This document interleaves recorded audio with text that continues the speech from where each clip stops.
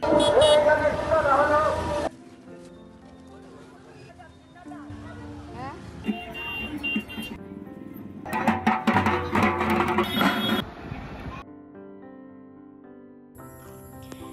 মহালয়া সবাইকে। এক মিষ্টি সকাল, কুয়াশা ভরা ভোরের আলো, সবুজ মাঠে পাতায় পাতায় শিশির বিন্দু, সবুজ ঘাসের উপরে শিশির কণা। প্রকৃতি যেন এক আলাদাই অনুভূতি দিচ্ছে। কাশফুল দুলছে, যেন প্রকৃতিও জানান দিচ্ছে মা আসছেন। সেই চেনা পরিচিত সুর বীরেন্দ্রকৃষ্ণ আকাশ আর বাতাস একসাথে জানান দিচ্ছে মা আসছেন। আজকের ভোর শুধু একটি নতুন দিনের শুরু নয়, আজকের ভোর মানেই মা দুর্গার আগমনী সুর। রাত এখনো পুরো ভাঙেনি, রাস্তায় গাড়ি চলাচল শুরু হয়ে গেছে, মানুষের ভিড় জমতে শুরু করেছে। কেউ পরিবার নিয়ে, কেউ বন্ধু বান্ধব, কেউ একা। বাচ্চাদের হাতে রঙিন বেলুন, রাস্তার ধারে মিষ্টি, খেলনা আর আনন্দের চিৎকার। ঢাকের আওয়াজ আর রেডিওর মহিষাসুর মর্দিনী সুর ভেসে যাচ্ছে চারপাশে। প্রতিটা মুখে দেখা যাচ্ছে একটা উচ্ছ্বাস, মা দুর্গাকে স্বাগত জানানো। এমন ভোরের আনন্দ, এমন মহালয়ার স্পিরিট, যে মুহূর্তে মন খুশি হয়ে যায়।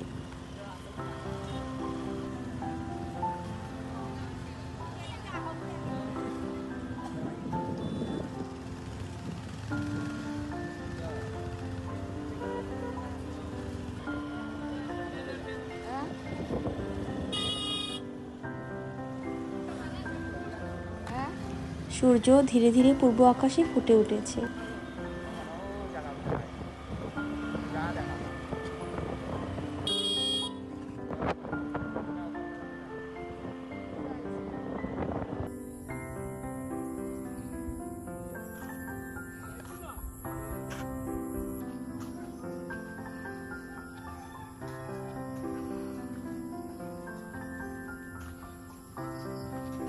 কুয়াশার আড়াল ভেদ করে ধীরে ধীরে আলো ফুটে উঠছে। মানুষের ভিড় রাস্তায়, হাসি, আনন্দ আর উচ্ছ্বাসে ভরে গেছে। রেডিও থেকে ভেসে আসা সেই চেনা গলা বীরেন্দ্রকৃষ্ণ ভদ্রের মহিষাসুর মর্দিনী। শিশুদের খুশির আওয়াজ, ঢাকের ছন্দ, রাস্তা রাস্তায় ছোট ছোট স্টল। মহালয়ার সকাল যেন এক অদ্ভুত নস্টালজিক অনুভূতি।